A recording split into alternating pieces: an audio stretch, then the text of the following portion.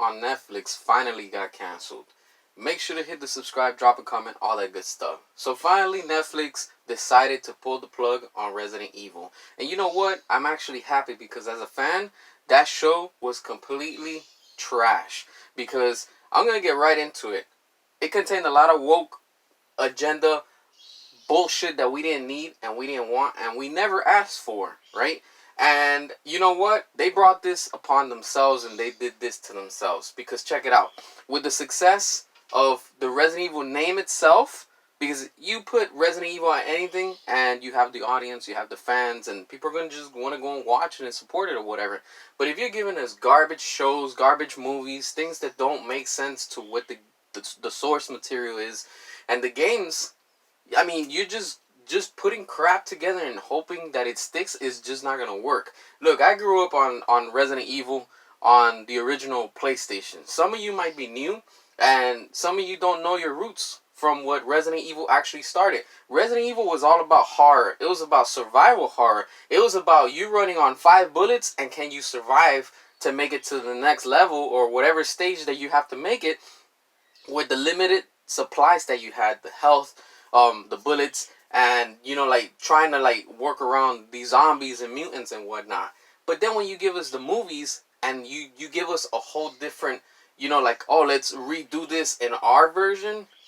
But then when you give it to us in ways that we don't want and we don't ask and you know the source, you're not staying true to it. That's when you have a problem. All right, Resident Evil on Netflix. First biggest problem. Look, and we all know facts are facts. So check it out. Wesker in the game, he's white. He's blonde and he has glasses. Netflix on the shows want to go and push their agenda and push their wokeness, right? With their diversity, quote unquote, and you're going to go ahead and swap them and turn them now black? Nothing against that, but that's not who the character is. How about we get Black Panther and put a white character? Oh, then that's a problem, right? You guys are all going to get offended by that, right? You see, that's the point what I'm trying to say. Or if it's a man and you replace it with a woman, or vice versa, right? Then we have a problem. That's the whole thing about these shows and these movies. They did it with Leon in Welcome to Raccoon City. They did it with Jill. Jill, come on. Come on, you got all these, you have the source material right there. What is so hard to actually stick to it? Resident Evil could have been bigger than The Walking Dead. This was such a missed opportunity that when I first heard, okay, they're going to do it for Netflix, cool, finally, hopefully somebody's going to come and, do it like the way it's supposed to be.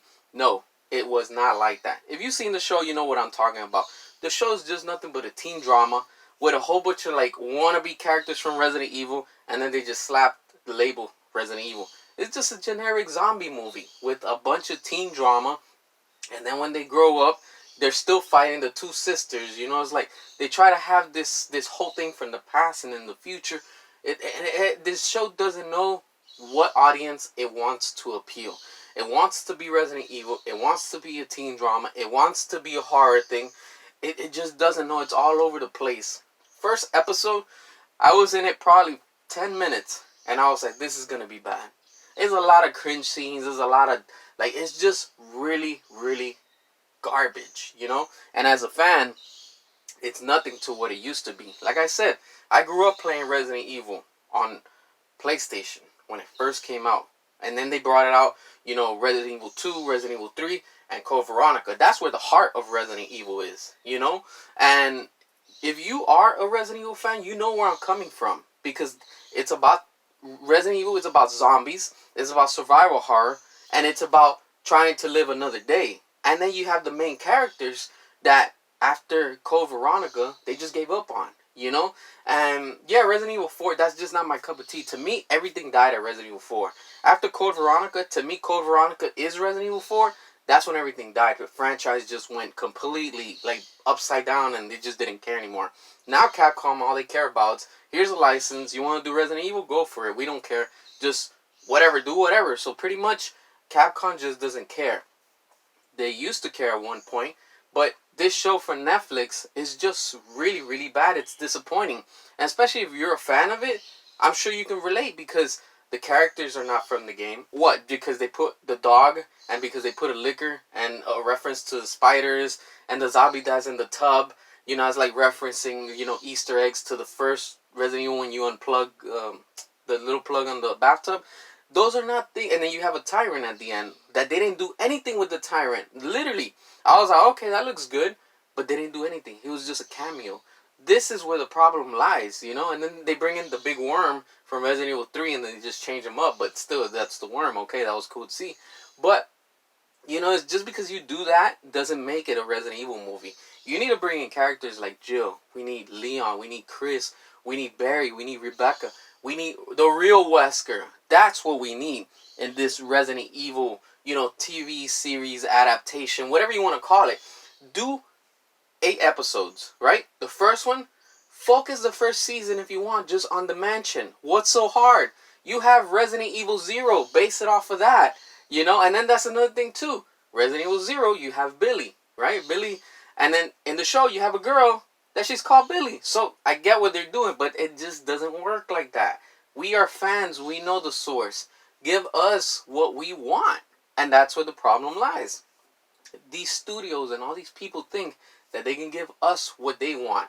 But then you have what we got. A cancellation on the show. And you know what? It's about time. Because you know what? If it's garbage, just throw it away. We don't want it. Give it to us the way that it's supposed to be. You have the games. Just copy and paste it. Who cares? We know what's going to happen. Don't try to switch the story. Don't switch the characters. Don't add anything new to it. And if you do, don't bring no political, no agendas, no woke, none of that garbage crap. We want what the game contains. Stay true to the source. It's all there. And you can make so much money and so many fans. And you can continue with it. Season 1 could just be, 8 episodes like they did? Focus on the mansion.